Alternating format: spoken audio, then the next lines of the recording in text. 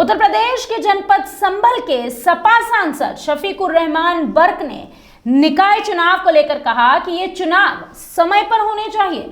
चुनाव को लेकर जो फैसला सरकार को है वो खुद करना चाहिए था, उसके लिए कोर्ट जाने की आखिर नौबत ही क्यों आई। उन्होंने कहा, इस दौरान बीजेपी पर हमला करते हुए कहा कि सरकार को अभी से डर लगने लगा है कि अगर चुनाव उनके खिलाफ गया तो 2024 के लोकसभा चुनाव में उनकी हार पक्की है।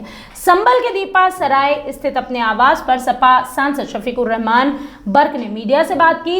इस दौरान उन्होंने कहा कि यहाँ तो डेमोक्रेसी है, इसलिए यहाँ वक्त पर सारे काम होने चाहिए। ये सभी चुनाव समय पर होने चाहिए, इसमें किसी प्रकार की आनाकानी नहीं होनी चाहिए जो यूपी में हो रही है। उन्होंने इस दौरान कहा कि चुनाव में फैसला तो जनता के वोटों पर है। जनता किसे वोट देगी ये तो जनता ही बेहतर जानती है कि वो किसके साथ जाना चाहती है और किसे वोट करेगी। साथ ही उन्होंने ये भी कहा कि वो चाहते हैं कि निकाय चुनाव हों और वो भी जल्द ही समय पर। इस दौरान शफीकुर रहमान ने साध्वी प्रज्ञा ठाकुर पर भी निशाना साधा और मध्य प्रदेश की सांसद साध्वी प्रज्ञा ठाकुर को उन्होंने नसीहत भी दे डाली। Bureau report.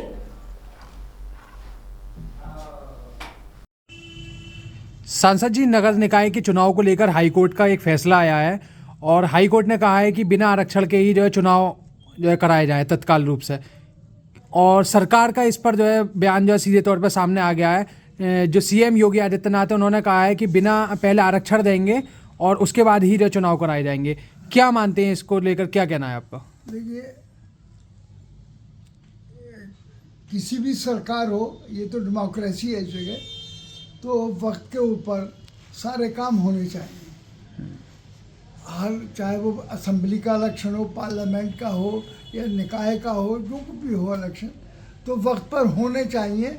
इसमें आनाकानी क्यों है और क्यों इन्हें पार्लियामेंट में जाना पड़ा, उसमें कोर्ट के अंदर जाना पड़ा, तो जिसको इसमें तो फैसला खुद ही कर देना चाहिए था कि भाई वक्त हो गया था तो इसका इलेक्शन करा देते।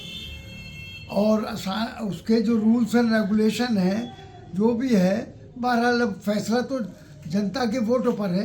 अब जनता जिसको वोट देगी ये तो वो बेहतर जाने, लेकिन हम चाहते यही हैं, हम भी आज भी यही चाहते हैं कि इलेक्शन होने चाहिए और वक्त पर होने चाहिए तो ज़्यादा बेहतर है। तो अब ये चूँकि जब कोर्ट में चले गए तो भाई दूसरी पार्टी को भी अपोजिशन को मौका मिलता है उसमें अपनी बात कहने का, उसको कराने का। अब इन जहाँ तक इसमें उसका ताल्लुक़ है, आदित्यनाथ ने भी कहा, चीफ मिनिस्टर ने और डिप्टी चीफ मिनिस्टर वगैरह बयान दिया कि हम उसमें वो मतलब ये है कि आरक्षण देंगे।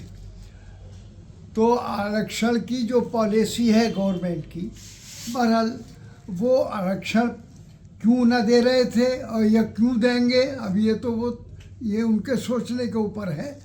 लेकिन बहरहाल आरक्षण दिया भी जाता है और कहीं नहीं भी देते हैं। ये तो अपनी पॉलिसी के हिसाब से करते हैं ये उनके प्रोग्राम। तो हम तो कहते हैं कि इलेक्शन कराए जाएं। इलेक्शन के सामने उनका कराधारा भी बीजेपी का, और बीजेपी ने आरएसएस ने जो कारनामे अंजाम दिए हैं ये इस वक्त खुलकर सामने आ जाएंगे। 24 अभी दूर है और ये बीजेपी चूँकि इस वक्त डर रही है इस बात से कि अगर रिजल्ट हमारे खिलाफ आ गया तो 24 की हार डिक्लेयर हो जाएगी हमारी।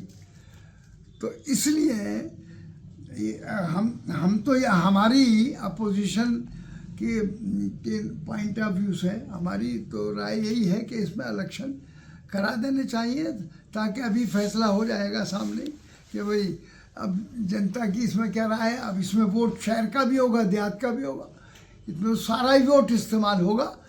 तो सारे वोटों की इस वक्त राय आ जाएगी जो सन 24 में बहरहाल इलेक्शन का टाइम आ रहा है, उस वक्त जो राय देंगे। तो ये इस वक्त की हार जीत जो है वो बहुत काउंट करेगी उस बात को। सांसद जी, एक तरफ हाईकोर्ट कह रहा है कि तत्काल रूप से चुनाव कराए जाएं, दूसरी एक तरफ हाईकोर्ट का कहना है कि तत्काल